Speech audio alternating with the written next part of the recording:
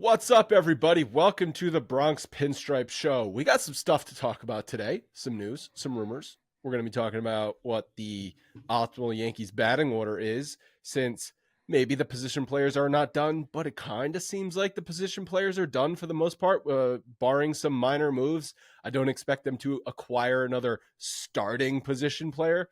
Anyway, Scott, how's your morning been? Good morning. It's been a shit show of a morning, to be honest. Late buses, missing buses, delayed school openings, all of the above. So I'm bleeding for some reason. I don't know why. But it's good. I'm awake. That's for sure. I'm definitely very awake and ready to talk some baseball. I'm getting excited. You know what? It's that type of or it's that time of the season, the off season in the winter where I'm talking myself into getting very excited for Marcus Stroman. That's what's happening to me in my head. Yeah, I'm doing that. I'm going to do that. I'm going to get excited for it just in case it does happen. Well, let's lead there. Marcus Stroman, and maybe my reaction made it sound like I wouldn't be excited for Marcus Stroman. That isn't necessarily how I feel about it. But reports this morning from John Morosi that the Yankees have emerged as the top candidate to sign Marcus Stroman, and that the sides have had very productive discussions in recent days. Marcus Stroman, I think, is not a guy that was on any of our radar as someone that would be fitting into the Yankees rotation next year. He had a good year last year, but I think, there were some injuries in there that explain the struggles down the stretch, because in the first half of the season, through the end of June last season, pitching for the Cubs, he had a 2.47 ERA in 17 games. Then he dealt with a hip injury, and he had a fractured rib when he was trying to come back and rehab. He eventually returned, and down the stretch pitched to a 8.31 ERA. So obviously that was injury related. But he was 88th percentile in barrel percentage and 94th in ground ball percentile. He's always been a ground ball pitcher, which is a good thing for Yankee Stadium. It's also a good thing, I think, for the rotation that the Yankees have, because Cole and Rodon are both four-seam fastball pitchers, and those guys obviously high strikeout pitchers, but also fly ball pitchers. And at Yankee Stadium, if you can keep the ball in the middle of the field, and you can live as a fly ball pitcher, like, that's no problem. Center field and the gaps are still big. You just you can't live down the lines at Yankee Stadium. So Stroman, for those couple of reasons, I think would fit in. His MLB trade rumors projected contract is 2 years and $44 million.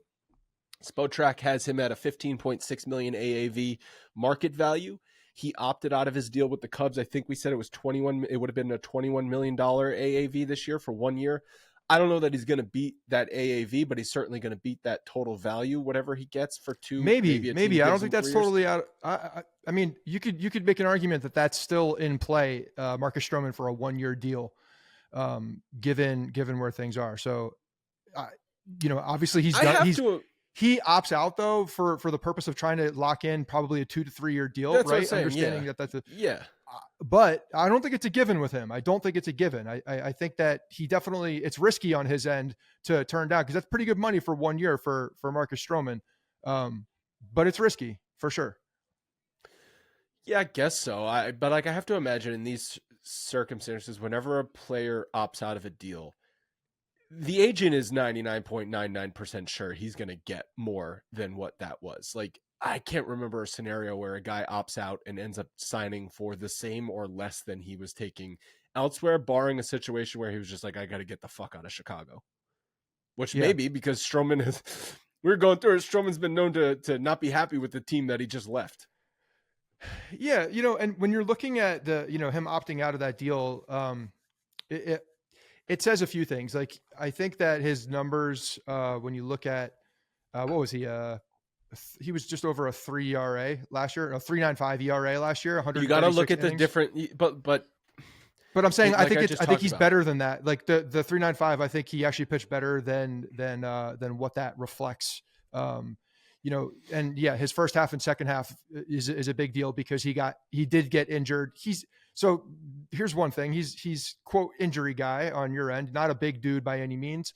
Had a weird, a rib injury, hip injury. So Were you just not listening to anything I just said? You were just completely zoned out, probably. I was listening to most of it. I'm still trying to, get my head straight from standing out by the bus stop for an hour. in 30-degree weather. Continue your thoughts. I think that he's a bit of an asshole. All right. Yeah. And I think that's a good thing. I think that kind of, No. Come on. You said this about Rodon last year. Yeah. But Rodon costs way too much money. When you have an asshole, you're gonna be a cheap asshole on a that has something to prove in a big market, which I think he's fine with. I can get behind that. I think he's definitely one of those catalyst types of guys. He runs his mouth a bit, which this is similar thinking to the Josh Donaldson, but he's not 37 years old. He's not 37 years old. And it's a different type of former Blue Jay, kind of an asshole, polarizing figure. Where have we heard this before? It's a different type of abrasion with the personality. So I think that you're looking at him, like, let's be honest, you saw him sign Marcus Stroman. You're essentially he's a number 5 starter, right? For the Yankees, number 4 or 5 starter, 4 or 5, depending on who wins. Like, I still think there's a possible battle for that 5th spot. And who knows if the Yankees go out and do something else, because it doesn't stop them from doing other things if they sign Marcus Stroman, in my opinion. I think if you sign Marcus Stroman, he's starting Game 3 of the season. Oh, I don't know about that. I think Nestor Cortez is starting Game 3 of the season. Who has a better track record? I mean, Mr. Cortez would start Game 3 of the season, and it doesn't matter. My point is he's towards the back end of the rotation. And then if you're, again, like, flexibility wise, if they're able to go do something, and even, because I think that if they sign him, you could still get another pitcher. Like, they should still be in on some of the top guys. No, I think if you sign him, you still have to get another pitcher. I think that Marcus Stroman, for the price, call it 2 years and 44-ish million, like around that price, is good value for what you just said, a middle to back of the rotation arm that has some upside. But I don't think you go into I personally would not feel great about going into the season with a rotation of Cole plus all of those kind of question marks, unknowns, including Rodon, Stroman, Cortez, and Schmidt. Like, that is not a secure enough 2 through 5 in a rotation to go through the season with. I agree, especially going into the season, the way that the Yankees are going into the season with Juan Soto on a 1-year deal. You have a bunch of expiring deals with Verdugo and Glaber. You got to win this year. You got to put the chips on the table. So if you do sign him, you're improving the depth of the team 100%, which I think is a good thing. And then you still go after, one of these other pitchers that are on the market, and trade. Yep. You could trade, or you could still, like, a Jordan Montgomery, to me makes a lot of sense at that point. But see, then I don't see them signing both. I don't see them making 2 starting pitching free agent signings. This is something we were talking about. Because if they were going on Yamamoto and they were going to spend that much money on a 12-year deal for Yamamoto, and look at the AAV for him, if you look at the AAV, you're getting a shorter term deal for 2 guys, and you're filling 2 rotation spots for cheaper money. So if you're willing to spend the money on a guy, and I understand that's a long-term thing, 10 to 12 years, and a guy that's going to be part of the organization for a long time. But again, you're going into this year, you got to win this year. You're looking at this year as an opportunity to win, and you have to put all of it out there.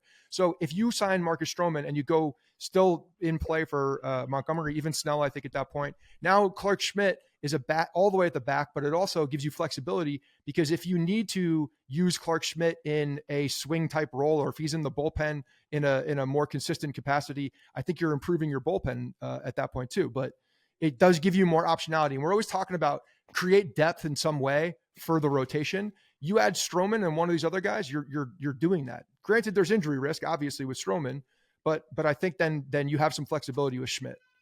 Agree. And listen, like, could they sign 2 more pitchers? Of course. I think they need 2 more pitchers. We were talking about this in our chat a couple days ago. When the Yankees sign a big free agent, they usually get it done in December. And once the offseason bleeds past the new year, they're not making big free agent signings anymore, because they've already gotten their guy.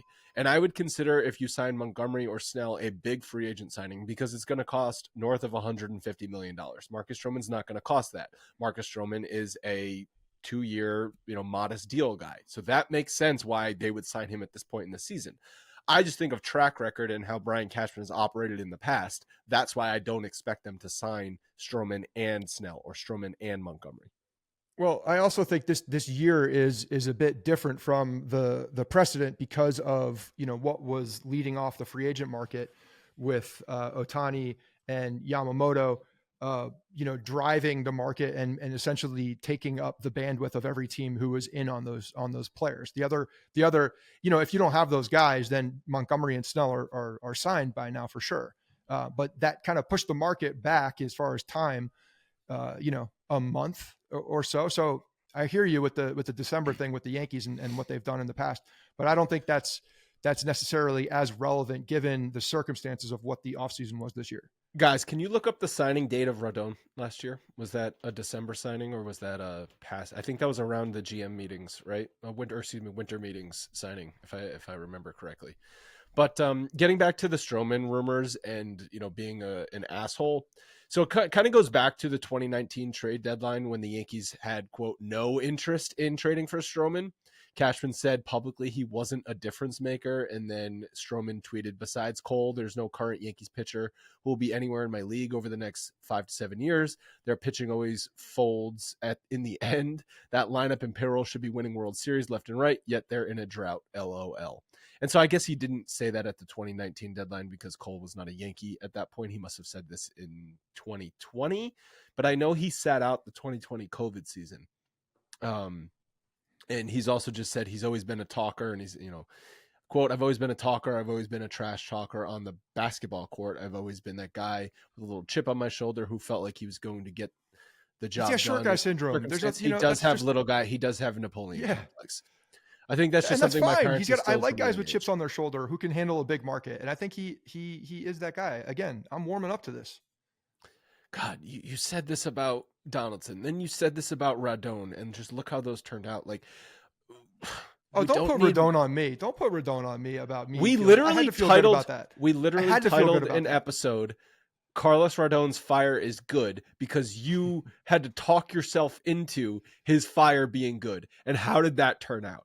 Let me tell you the difference here. Carlos Rodon was signed for a massive contract. I could do nothing about that. This guy is more of like a drop in the bucket and someone who can help us out. So he's definitely on a different stratosphere in the way that we're talking about these two guys, because one is clearly overpaid at this point, and one is going to be, about right, given the market, with a chip on his shoulder, who has had some good years, is very competitive, and whether it's just for money or lack of attention on the free agent market, wants to be a Yankee right now. And that's fine with me. The guy's pitched in New York in the past. Yeah. He's pitched in the division in the past. He's from Long Island, right? Is he from Long Island? I think he is. Yeah. Yeah, he's pitched in New York in the past. That went great. He loved pitching for the Mets. Nothing went wrong when he was pitching for the Mets. I'm just saying he's felt it, and yeah, he's from the area, so he knows what to expect. The Rodon signing was a December 21st signing, just to close the loop on that. Yeah, so it's interesting with the rumors for Marcus Stroman. Other news: Shota Imanga signed with the Cubs, and I'm reading from a John Heyman tweet. Deal is complicated and includes player, team options, and escalators that could boost it all the way up to $80 million. Guarantee suggested to be somewhere around $30 million for 2 years, which is not a lot of money. I was surprised when I saw this. So yeah, not a lot of money, and I don't know what that does to the market when you see a signing like that. If it helps level it out a little bit, it's like, the hysteria is over now that Yamamoto and Otani have signed, and we're kind of coming back to earth a little bit with some of the contracts, and maybe that's a sign of teams that were willing to do a particular thing for two very particular players, and then outside of that, there's not as much flexibility and room to grow these contracts. So it'll be interesting to see. I'm very curious to see what Snell and Montgomery are actually talking through and getting on the market, and if it's if there's a percentage reduction in the contracts given what we've seen already. Yeah, because then you're talking if you can get a bargain for one of those guys. Bargain is obviously relative, but if it's not going to be the $30 million a year AAV that maybe was projected right after Yamamoto signed for Snell and Montgomery, if you can get them in like the low to mid 20 million AAV, and maybe you shave a year off just based on the fact that the offseason is bleeding on and there's fewer teams in demand for those guys, or those guys are in demand for fewer teams, you might be able to get a little bit of a bargain in that sense. And that could bring the Yankees back into it. Guys, if you could look this one up, there was a couple of years ago, it may have been 4 years ago at this point, 2013. when Kimbrel signed that contract, was it with the Cubs? Yeah. It was like very close to spring training. It was like at the end of the winter off season. And a lot of talk was like, he's waiting. It's probably going to be a 1-year deal.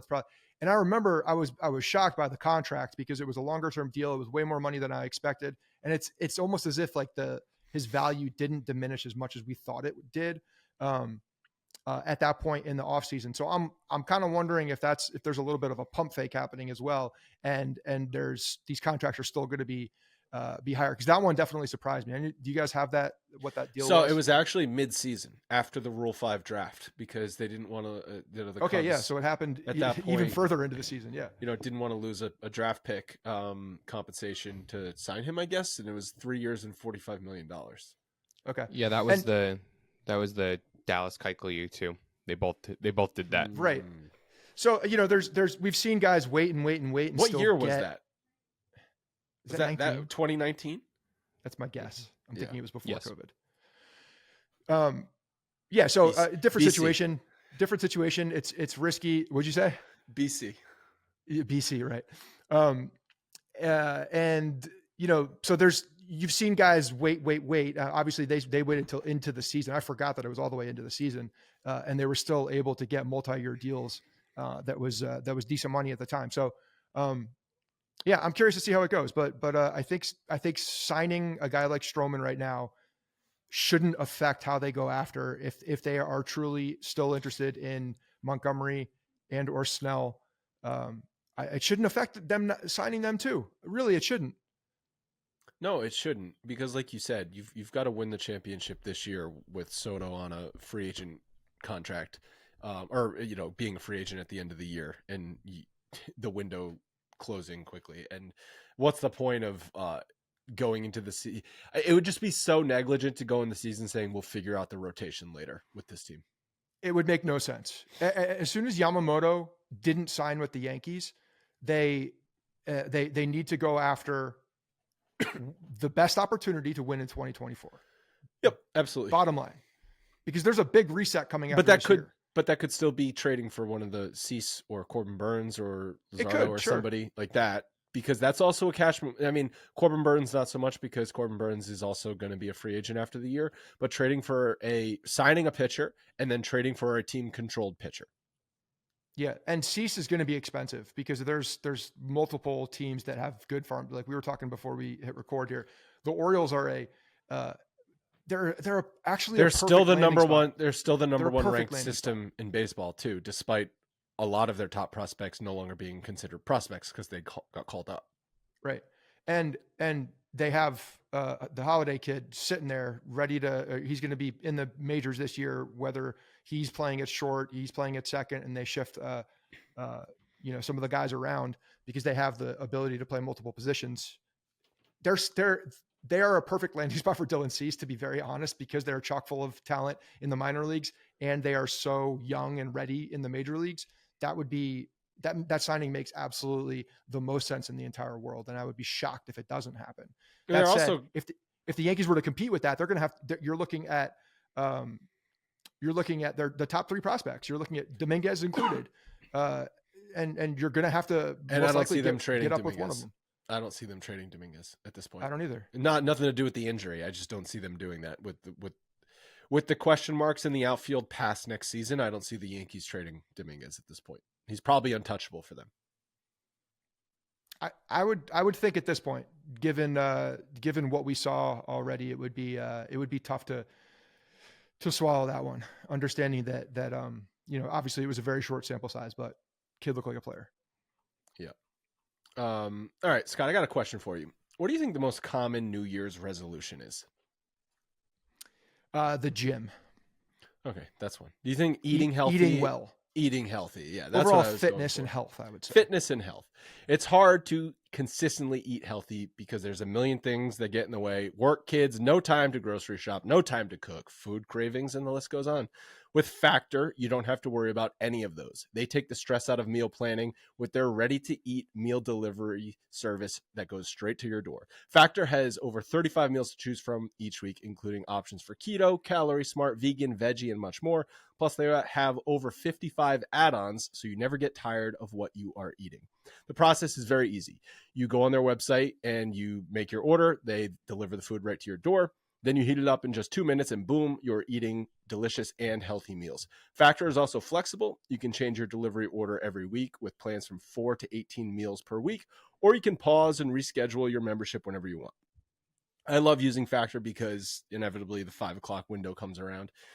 Harrison gets home from daycare. We have absolutely no food on the table, and I have to figure out dinner in like 45 seconds. And it's very nice to go open the fridge and boom, just pop something in the microwave, heat it up, and you're eating a tasty meal in no time.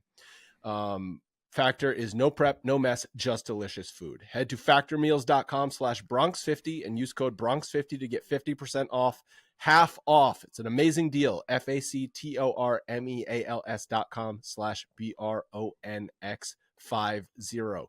Factormeals.com/Bronx50. Thank you, Factor. All right, let's do the lineup talk because the other news is not as exciting as Marcus Stroman. Let's peck through it first though, and then hit that so we can spend some time.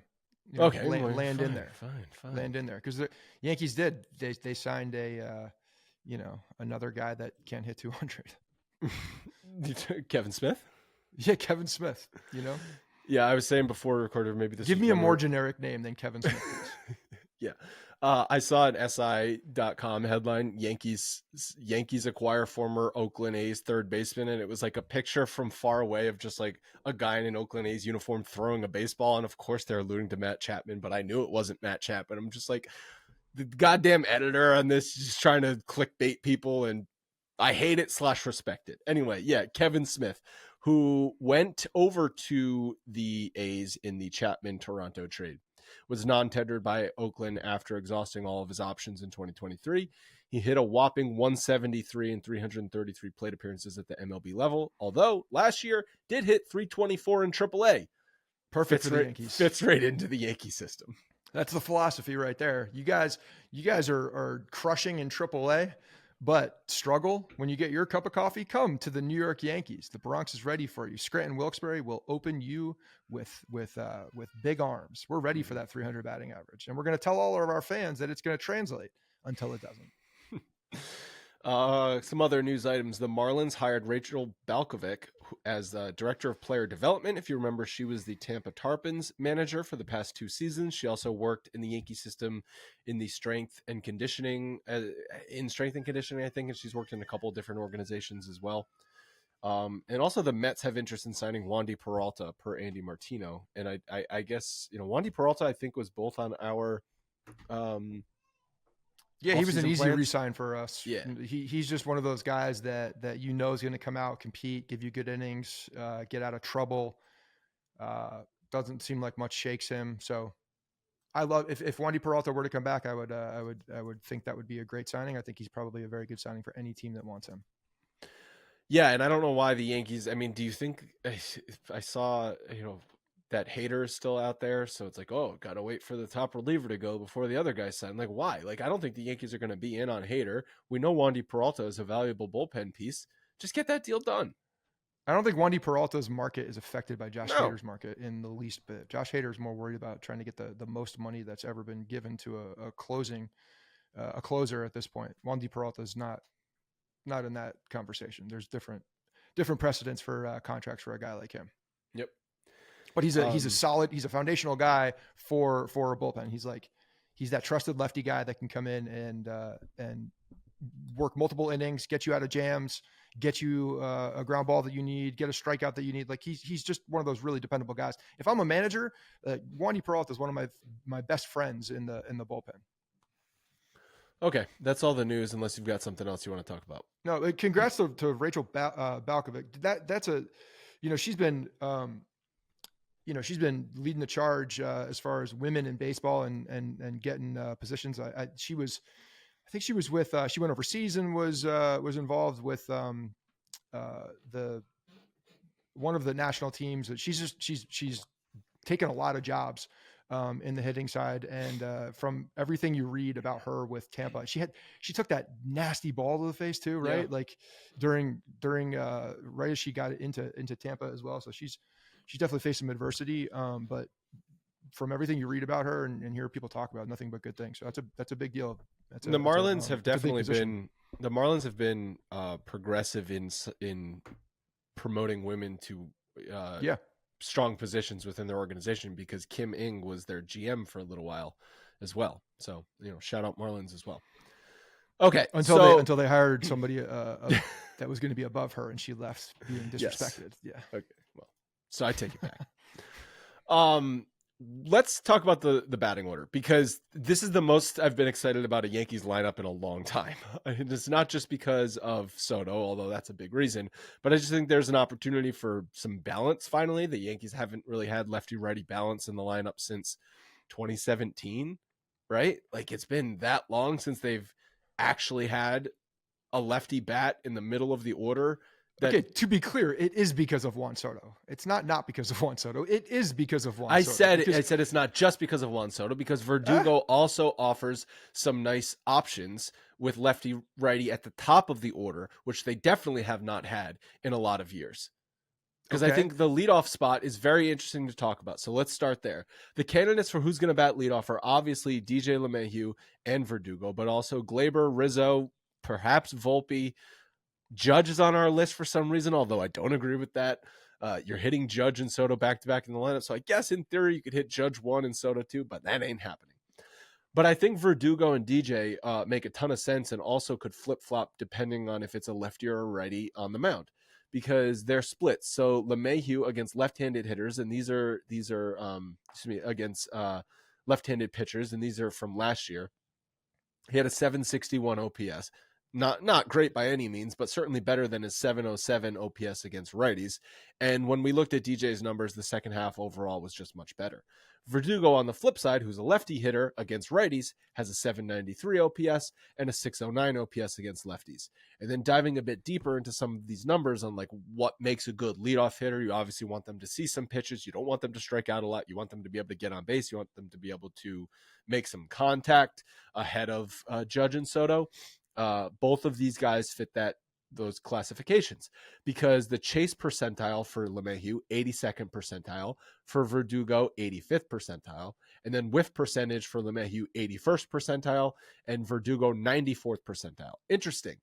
DJ's 81st percentile for whiff percentage, despite striking out way more last year than he ever had before. He's still pretty good, 81st percentile overall in the league. And I think that also got better in the second half of the season.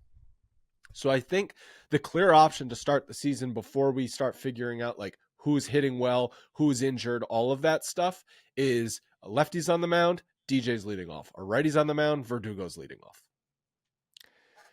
Yeah. So are you in favor of that? Like, do you have the platoon option for this? First of all, I mean, can we just talk about the general approach here first, right? Like, let's agree on this, because a lot of people say, and a lot of old school baseball folks, I think like this too, is that you got to have a leadoff guy.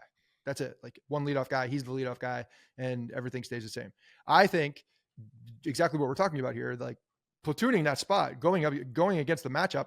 Maybe it's not 15 different lineups as we've seen in the past. Maybe it's like 2 or 3. That if healthy, you can try it out there, and if someone. And some pitchers may play a little different based on their stuff and what what guys have done against them in the past. But having some flexibility is a good thing. But I agree. You have a lineup, an optimal lineup for a lefty, and an optimal lineup for a righty, and you roll that out there. So I think there's a good case. I like Verdugo as a leadoff guy, given his bat to ball skills. I think that's something that is that. To me, still as a leadoff guy, I want you to take a lot of pitches. I don't want you to strike out a lot, and I want you, to be aggressive. And I think he's the type of guy there. I think it's interesting given the the age at this point. And yes, DJ is his second half was significantly better, but there's still large unknown for him with what to expect. So I think there's definitely more of a debate between him and Glaber actually when you put them up at the top. I see Glaber Torres though is, in my opinion, just not a good leadoff hitter. He's much better as a run producer in the 5 or 6 hole. Glaber Torres is, like, we know he's not going to he's not going to walk a ton. Last year though, he was 70th percentile for chase percentile and whiff percentile, 70th percentile as well. You know, it's not horrible. I'm not calling him horrible. It's just when you also look at his numbers, we had his lefty righty splits in here as well. Glaber Torres against right-handed pitchers, 773 OPS, 921 OPS against left-handed pitching. And the big reason is his slugging percentage, a 546 slugging percentage and a 375 on base percentage against lefties. He is a power hitter against lefties, especially against left-handed pitching. You want Glaber Torres potentially hitting cleanup or fifth in a power position because he's proven he can hit left-handed pitching. Right-handed pitching, that's a different story. But again, I think you got a righty on the mound, and it's easy to slot Verdugo in that leadoff hitter. And to answer your question about, oh, do you need to have one leadoff hitter?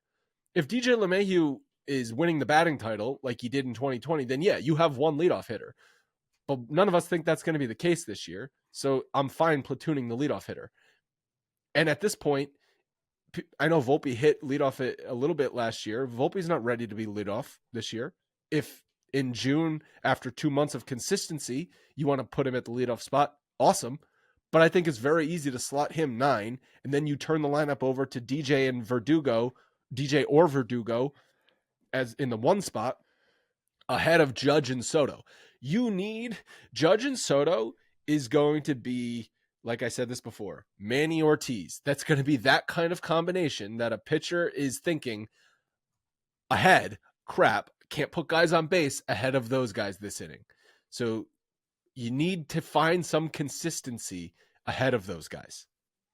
So the run producer, I get it with the power for Glaber as well. A couple things. Glaber gives you more flexibility on the base path than DJ. At this point, DJ in his career is, do we have what their numbers are situational? Like, I'm curious about that, like runners on base, runners in scoring position, stuff like that. Because DJ, to me, bat to ball skills, I trust him a hell of a lot more. And if I have him in the 5 or 6 spot, let's say, I know that he's going to do what needs to get done to get a run in. And Glaber, I don't know. I just have more trust in the bat to ball skills for a DJ LeMahieu. I don't think he's a problem when you put him in that spot. And I do think that when you're looking at the leadoff spot, I want some more optionality with, how the guy can run the bases. Like I'm looking at those things too. And that's more traditional. I understand that, but I don't think there's a huge drop off between them in production spots. There is for power, but actually doing the job and getting it done.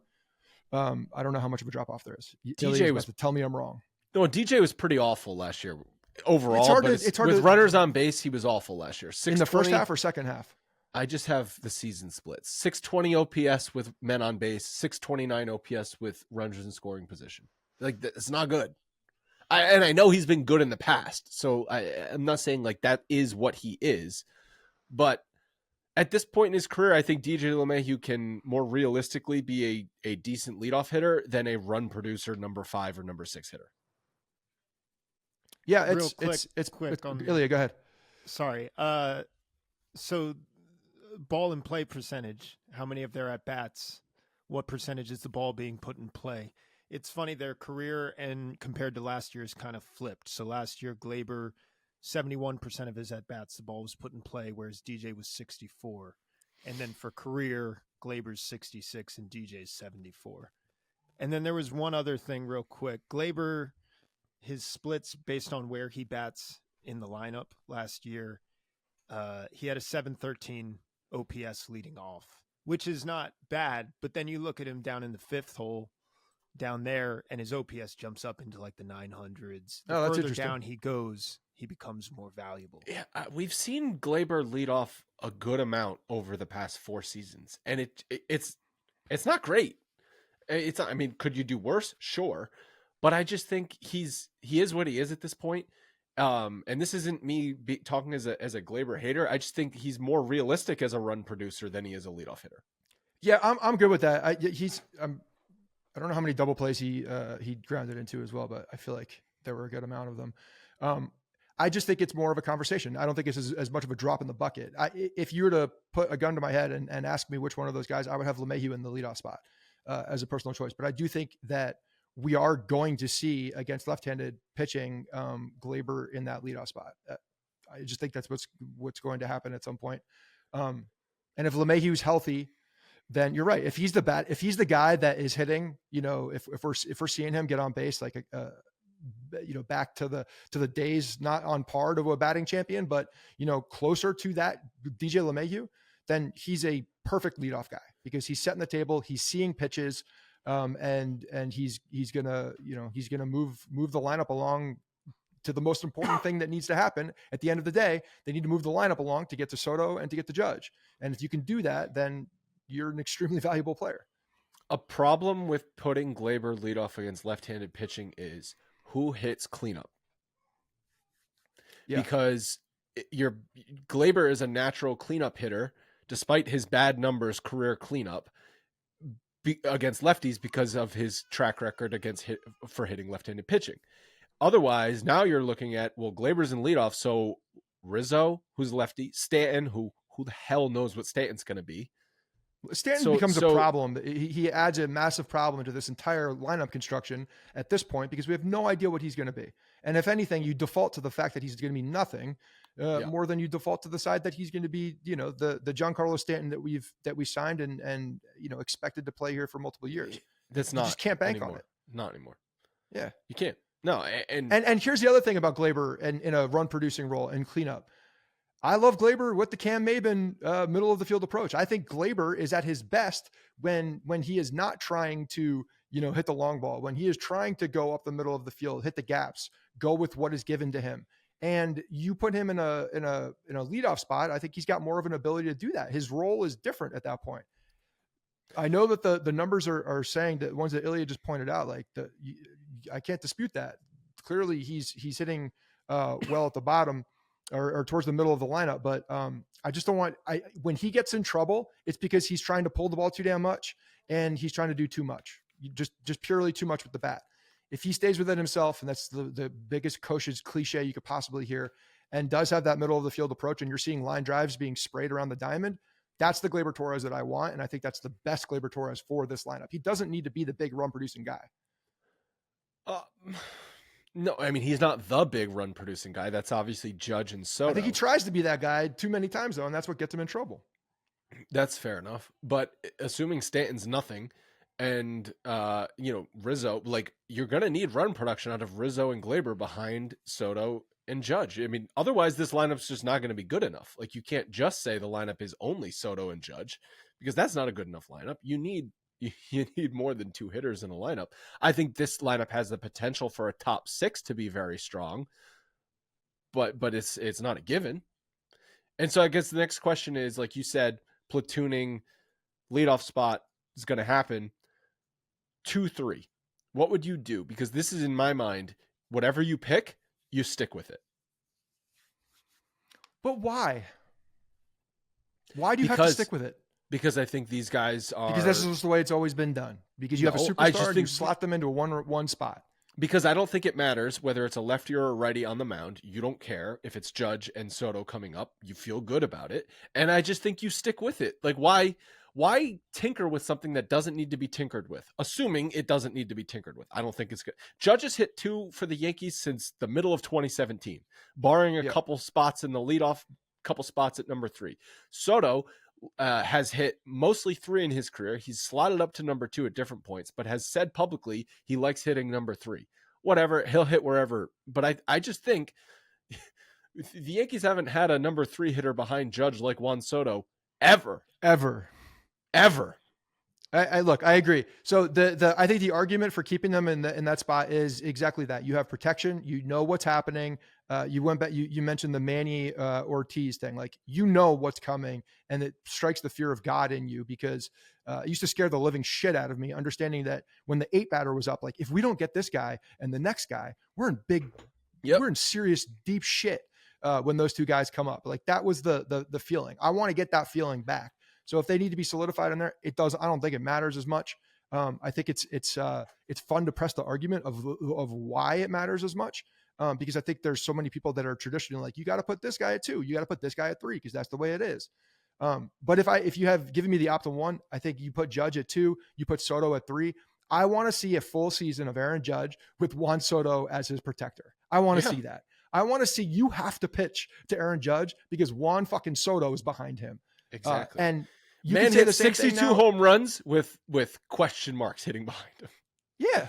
So yeah, you give me that. You give you then, and I think, I don't even know what to expect. I think Judge, given a healthy season between those two guys, could be insane. The only thing about that is like you said, you're at that 4 spot and you're looking lefty, righty. Well, the best hitter at that point to be protecting Juan Soto, in my opinion, is Anthony Rizzo. And when you look at, his splits, but if a lefty's on the mound, it's Glaber. Yeah, but Rizzo hits left-handed pitching. He does. He does. Last year, we got to throw his numbers out. But yes, he does. He's always hit left-handed pitching, though. Yes. That's the thing about Rizzo. He defies what you think of with a lefty in the box, and he's got the ability to really work that count as well. So you have him behind Juan Soto, and I think you are protecting that guy too. And you have to deal with Judge and Soto. Otherwise you got multiple guys on base for what should be, a still potent lineup from there on with Rizzo. And if you're using Glaber in that spot as a run producer, Glaber or DJ, like either one of them, I think is a problem with runners on base. Okay. So we've got leadoff is at least early in the season, a DJ Verdugo platoon, Judge 2, Soto 3, Rizzo 4, Glaber maybe goes up to 4 on certain days, but 5. Is Stanton next if he's in the lineup at 6? He's going to be. Yeah. And so if Stanton's 6, maybe you do go Glaber 4, Rizzo 5, Stanton 6 to do lefty, righty, all the way down to the 6th spot. But again, Rizzo hits left-handed pitching, so it actually doesn't matter as much. You're right. It doesn't matter as much until you've got a right-handed pitcher coming in to face Glaber Stanton back-to-back. Sure. So I think you're right. It matters later in the game more than it does early in the game, obviously, because you can match up with relievers at that point. So they're going to mess around with this and they're going to see what happens. Like this is an area of the team I think is going to be moved around quite a bit. But I would put Rizzo in that spot and Glaber behind Rizzo. Okay, now we're down to the 7, 8, 9 spots in the order. And it's, obviously you've got who's catching that day. Is it going to be Austin Wells or is it going to be, Trevino, probably slotting in 7th or 8th. You've got whoever is going to be not leading off that day, be it Verdugo or DJ, hitting 7th probably, and then the catcher hitting 8th, and then I think Volpe is an easy 9th slot. I think you tell Volpe every day he's going to be in that second leadoff spot because that's what he is. He's essentially, get him into the mentality of being a leadoff hitter, turning that lineup over from the 9 spot, and you see how he does. You keep him there all year long. And see how he goes because you put him in the lineup at 9. You're giving him such a great opportunity now for getting a ton of strikes. He's going to get a ton of strikes. So he's going to have a really big opportunity to have a big year because he's going to see a lot of pitches to hit. So he's going to have to be disciplined and make sure that he's not chasing because they're going to attack him. And if he's proving that he can lay off the balls outside the zone, he's going to get a ton of strikes, and we'll see what he's made of. I think this is a really important year for him. Last year, Volpe had the most games at 9th. He had a 647 OPS. He had the second most games in the 8th spot, an 846 OPS. That was by far his best. Then first, he had a 622 OPS, and then batting 7th, he had a 776 OPS. I would look less at the spot in the order corresponding to the numbers, and it's probably more about was he on the hot streak at that point in the season, and that's where he just happened to be hitting at that point? Like, so I don't think it matters 8 or 9, although I do agree with everything you said about having him as the 9 man to turn it over to the top of the order. Makes a lot of sense. And then Logan asked this question before we recorded. Do you think their eventual hope is for Volpe to materialize into a leadoff hitter? Yeah, I do. I think I do. I think that he could be a prototypical leadoff hitter in his career. I just don't think they don't need to rush him into that spot. He needs to develop that more. He needs to prove that he can be a more reliable at bat. And he just needs to get a more of a feel for major league pitching and just being in the bigs for a longer period of time. But yeah, I think that he could absolutely slot into an everyday leadoff guy in the years to come. And I think he'll get some play at leadoff, especially if he's hitting more consistently. He'll have opportunities to get leadoff this year. When Verdugo or DJ is not there, maybe they have a day off, or maybe it's a lefty on the mound and DJ hasn't been hitting well, so you're going to slot Volpe there instead. I think we'll see it, but again, like I think him again, all things being equal and working out, which they never do, him in the 9 spot and understanding he's got that role. He's like it's like a 6th man off the bench in basketball. Like, what you are, you're the catalyst that needs to come in and be the guy to get the keep the energy up, to be a little bit of a spark plug. And I think that he can do that from the 9 spot. It's not not looking at it as being the last guy in the lineup. I'm looking at it as you're the first guy to turn it over to the big boys. It's a huge role. It's a reason why in the NL, when pitchers hit, there was a good amount of managers who put their pitcher 8th and an actual hitter 9th. Right. Because they valued having a real hitter ahead of the top of the order. Yeah, you definitely saw that. And it's interesting because especially if you have 2 outs, that the guy with the pitcher, it's a totally different story, because if you have 2 outs, then, they can pitch around that guy becomes a non-hitter anyway, if you're in the 8 spot. So, and then when Trent Grisham or whatever other backup player, utility player is in the lineup, I think you just slide that person into the 8 spot, and you move up the catcher to the 7th spot, and you keep that Volpe top of the order, Judge, Soto consistency. Circle. Yeah. No, I like that. I think Volpe handing the baton to the big boys is kind of some foreshadowing. So, if they do see him as that leadoff guy, this is an opportunity to kind of see how he fits in that role. Setting the table for the big guys. Like it's kind of a trial version of being the leadoff guy. And I think the real question, and I know this is going to have to come after we see stuff in spring training, but do you think they have the balls to hit Stanton 6th? Yeah, I think they do. Okay. They have to. I agree. They have to. Do I think it's going to be in the very beginning of the season? No. That's what I'm asking. That's what I'm saying. Like, assuming spring training goes as regular as we all think it's going to go, it's not like, Stanton is healthy enough to play, but he doesn't have like 1,000 OPS in the spring or anything like that. He just looks normal. He's going to hit cleanup on opening day. This is going to happen. He's definitely going to hit cleanup on opening day if that's the case. And look, again, the caveat is you have to understand, for us talking about this and from my mentality, like I don't want to get hurt, right? I don't want to get hurt. So that's why I set my expectations where I do. And if my expectations are in a place where Giancarlo Stanton, I'm hoping that he's going to be better than last year, but not significantly better than last year. And I think that we are seeing what he is. He's getting older. Father time doesn't really help you out unless you're sticking a needle in your ass and defying all of the things that nature tells you is happening without your choice. So if we see that he is lighting it up, he's in the best shape of his life, he's lean as we're seeing in all these pictures, and he's not striking out at the clip that he was striking out. If he has a really good spring training, then yes, 1,000% he's going to be in the 4 spot, 100%. And if he's hitting well, he should be in the 4 spot if he's hitting well. Yeah, but that's a different story. If Giancarlo Stanton is hitting well, that's a different conversation. It makes the lineup that much better, obviously. Of course he's a it does. Four guy, and you got the lefty righty all throughout. I mean, Stanton is. You want to go back to your I know we're not there yet for bold predictions and what's coming up, but talk about an X factor. Giancarlo Stanton is exactly that. If Giancarlo Stanton is a shell of himself, he is a massive X factor in this lineup. He's a thumper that's not a thumper anymore. If he comes back to that spot or close to it in some capacity, at least shows that he's got the ability to do that. It dynamically changes this lineup.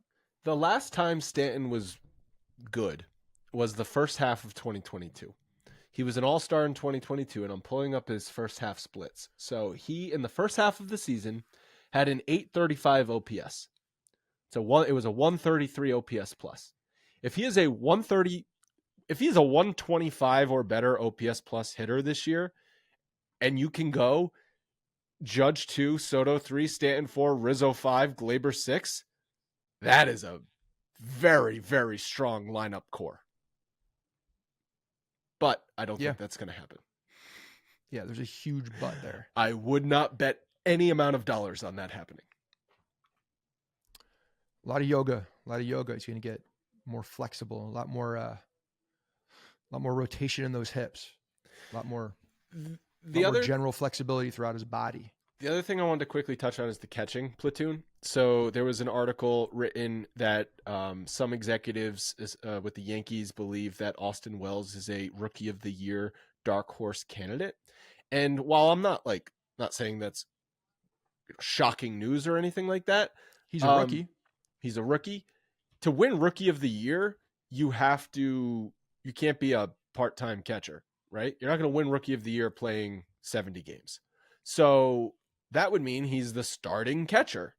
If you were to win Rookie of the Year, that means he's the starting catcher. So I'm wondering, maybe I'm reading way too in between the lines here, but if they view Austin Wells as being the starting catcher and Jose Trevino as being the backup catcher, rather than what I assumed was going to happen, which is a pretty even platoon. I think obviously that the Yankees want him to be the regular catcher. If he's coming out of spring training and the pitching staff is comfortable with him, he's calling good games. Like, you're seeing the defense, and I think that's the biggest thing for him. He had when he came up, he did not hit at all. But again, I'm kind of like throwing that aside, forgetting about it, and giving him a clean slate. I'm glad that he got the opportunity to play. He got some major league at bats. He makes adjustments in the offseason, but he's an offensive, as we've known him coming up, like the offense is the dependable part of his game from what everything that we've seen and read about him. That said, his defense was, I think, better than a lot of people were expecting, and seemingly had the trust and was doing a good job calling games for the pitching staff. So I think that if he comes out, has a really good spring training, and he has the opportunity to be the opening day catcher, I think you're going to see him in there more often than not. You could. He doesn't have the opportunity to be the opening day catcher because the opening day pitcher is going to be Garrett Cole. Yeah, you're right. So so you're right, because he's got to have his personal catcher because of Boo, but maybe not. Yeah, will Austin Wells catch Cole at some point this season? Yes, but I expect Trevino to catch Cole, call it 90% of the starts, and then so if Trevino's already slotted in at 28 games because of Garrett Cole's 32 starts, then the rest of the time, that I guess you would say of the 4 through 5 I keep saying that, of the 2 through 5, is Wells going to catch 3 out of those 4, or is he going to catch 2 out of those 4? This spring training, I think, is massive for him, and showing that his defense has continued to improve and his calling games has continued to improve, because there's no doubt about it that clearly Jose Trevino is by far the superior defensive catcher. He's the guy that the pitching staff trusts, the coaching staff trusts. He's the trusted one back there. If we can see Austin Wells proving and showing that he's got the defensive chops and that room to continue to grow on the defensive side, you're going to see him playing a lot more, because clearly the upside on the offense is with Austin Wells. But it will be interesting. This is going to put Garrett Cole's personal catcher theory to a test, because Logan's theory on Garrett Cole is he doesn't have a personal catcher. He just prefers whoever the backup catcher is. So if Wells is the backup catcher, maybe he'll just prefer him. But Wells is not a backup catcher. I know, it's a platoon. That's the other piece of this, is that if you have Austin Wells as the backup catcher, then why is he in the major leagues at this point? Backup is not the right It doesn't word. fit. It doesn't fit the development of a young guy. Yankees like that. haven't really had a backup catcher in a long time because Trevino What and do you Higgy. mean? Higgy was a backup catcher. Austin Higgy and Romine, Trevino, backup catcher. Romine was the last backup catcher. So was it's Higgy. not- Higgy platooned more because of the lack of starting catcher. You can't just tell me that he's not he's a backup catcher. Well, I He always know has he's been. a backup catcher, but the Yankees used him. So I guess the backup catcher in my mind is 1 out of 5. And the Yankees haven't done a 1 out of 5 catcher in a long time. No, because you need a clear starter at that point. And if you don't have a clear starter, then you're working a platoon of 2 backup guys in a normal situation. But the difference between now and what we have seen with even Higgy is that Austin Wells is a young guy coming up that is still developing. Like I don't want to see him, catching 2 out of 5 or, twice a week. Yeah, Like, that doesn't do anything for me for him long term. And the Yankees can't stunt his development by doing that. Like, I don't know why he would be in the major leagues at the point. He's in the major leagues to play. And if they believe that he can play on the defensive side and show that he can handle a pitching staff and continue to improve defensively, I think he's going to get a lot of run. I think he's going to get a lot of opportunity to take stranglehold of that job. But I don't think it's going to be this isn't going to be a clear-cut starting catcher situation coming out of spring training. I think you're going to see it develop as the season goes on. And if he's showing that he can play, he's going to get more play. But it's going to be 60-40. It's not going to be 80-20 because to Logan's point in our chat just now, no catcher is like an 80% catcher anymore. That doesn't happen. The MLB has started to treat the catching position more like hockey has been treating the goalie position lately, where you have like a pretty regular platoon throughout the season to keep guys fresh. Because we saw what happened to Trevino in 2022 when he caught a heavy majority of the games in the first half of 2022. He was way better than anyone thought he was going to be. He was an all-star, and then he was a complete no-show in the second half of the season. Okay. I mean, but how much of that was just him also coming back to earth and baseball being, that's baseball, Susan, with I'm choosing to believe he was overworked because it fits my narrative. I think it's a little bit of both probably, but the fact that, yes, he was playing. Look, I don't disagree. I think there's definitely more of that. You're going to be leaning towards that platoon split unless you have an Adley Rutschman behind there who's your everyday catcher, a Buster Posey type guy. Like, how many games did Adley Rutschman catch last year? What percentage of the games did Rutschman catch last year? But I think if you see Austin Wells playing well, if you see him continuing to improve and handling the bat well and the pitching staff, he's gonna play more. You're gonna see him play more, and the Yankees are clearly more invested in a guy like Austin Wells than they are with Jose Trevino. Jose Trevino is a very valuable player, but he's less. I think he's very valuable as a backup catcher as well. Extremely valuable as a backup catcher. In addition to those 2 guys, they also have Rortvedt, Navarez, and Ramirez for catchers on the 40-man roster. 5 catchers on the 40-man roster seems like a lot. It is a lot. Something's going to give. You'll see a move or 2. I still think there's a move or 2. And we talked about pitching. Wouldn't shock me as well if there was still a trade that Cashman looks at. And, I know Ilya and I have been like drooling over a potential trade with the Florida Marlins and all of our plans that just hasn't come to fruition. But I think a move like that's still in play. So you're saying to clear up 40, because you'll be trading players off the 40-man roster for one player to go on the 40-man roster. So then you might have 1 or 2 spots open to. Yeah, and it wouldn't shock the living hell out of me either if Gleyber Torres were still traded at some point. Wouldn't shock me. Oh, I think at this point that would shock me. I think that he's got a lot of value. I mean, if you're looking at someone who's got the most value and you don't get what you need on the pitching side and you have to go out and get a pitcher, I think that he's probably the guy you're looking at. The sad thing is I don't think any Yankees position player that is realistically to be traded has any value to any other team. I think Gleyber Torres has value. He's an impending free agent.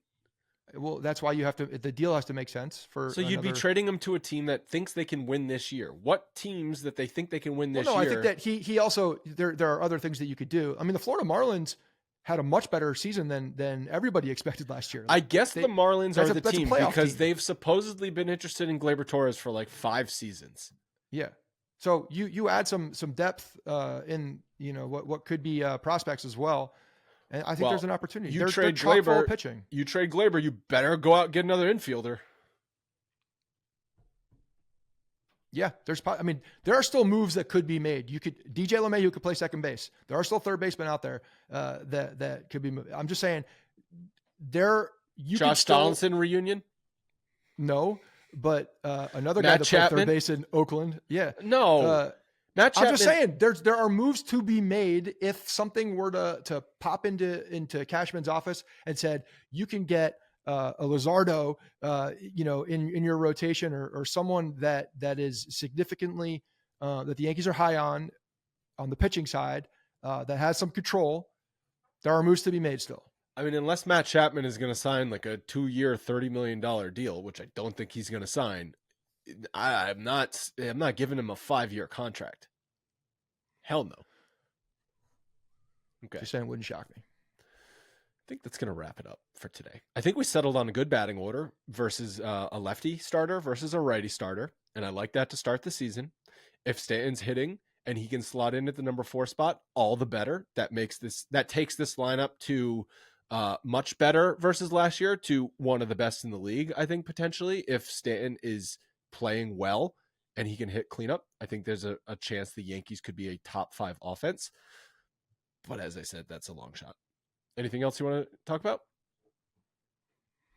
No, we're getting close. We're saying pitchers and catchers are like a little over a month away. And now with the Super Bowl being pushed back a week, like I feel like it's football season ends, boom, baseball season.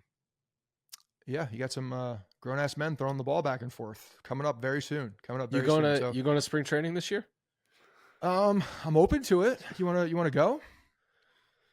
I'm looking for any excuse to leave the house. Give me 48 Don't hours say away. that too loud. Give me 48 hours away, please.